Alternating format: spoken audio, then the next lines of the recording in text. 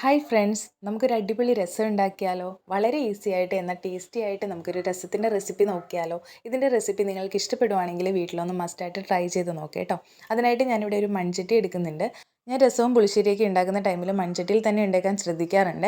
മൺചട്ടിയിൽ ഉണ്ടാക്കുന്ന രസത്തിനും പുളിശ്ശേരിക്കും പിറ്റേ ദിവസം നമ്മൾ ചോറിനൊപ്പം കഴിക്കാൻ ഒരു പ്രത്യേക ടേസ്റ്റ് തന്നെ ഉണ്ടാവാറുണ്ട്. അപ്പോൾ ഒരു മൺചട്ടി അടുപ്പിൽ വെച്ച് നന്നായി ചൂടായി വന്നതിന് ശേഷം അതിനകത്തേക്ക് എണ്ണ ഒഴിച്ച് ഉലുവയും കടുക് ഇട്ട് പൊട്ടിക്കുന്നുണ്ട്. അപ്പോൾ കുറച്ച് സാധനങ്ങൾ നമുക്ക് ക്രഷ് ചെയ്യാനുണ്ട്. അതുകൊണ്ട് ഒരു മിക്സിയുടെ ജാറിലേക്ക് വറ്റൽമുളക്, കുരുമുളക്, ചെറിയ ജീരകം, ഇഞ്ചി, വെളുത്തുള്ളി, ചെറിയ ഉള്ളി ഇത് ഇത്രയും ഇട്ട് നന്നായിട്ട് ക്രഷ് ചെയ്ത് മാറ്റി വെച്ചതിന് ശേഷം ആ ജാറിലേക്ക് തന്നെ ഒരു തക്കാളി നമുക്ക് പേസ്റ്റ് രൂപത്തിൽ അടിച്ചെടുക്കാം.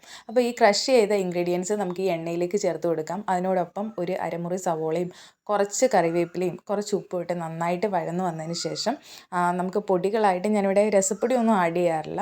അതിന് പകരം ഒരു അര ടീസ്പൂൺ മല്ലിപ്പൊടി, അര ടീസ്പൂൺ മുളക് പൊടി, കുറച്ച് മഞ്ഞൾപ്പൊടി, പിന്നെ കുറച്ച് കായപ്പൊടി ഇതെല്ലാം ഇട്ട് പൊടികളുടെ പച്ചമണം എല്ലാം മാറി വന്നതിന് ശേഷം നമ്മൾ ഈ അടിച്ചു വെച്ചേക്കുന്ന തക്കാളിയും കൂടി ചേർത്ത് നന്നായിട്ട് ഇളക്കി അത് ഒരു എണ്ണമയമൊക്കെ തെളിഞ്ഞ് വരുന്ന സമയത്ത് നമ്മൾ പുളി പിഴിഞ്ഞ് വെച്ചിട്ടുണ്ടായിരുന്നു. പിഴിഞ്ഞ് വെച്ച് പുളിവെള്ളവും ആവശ്യത്തിന് വെള്ളവും ചേർത്ത് ഇളക്കി ഉപ്പ് പാകത്തിനുണ്ടോ എന്ന് ചെക്ക് ചെയ്തിട്ട് നമ്മൾ അടച്ചു വെക്കുക.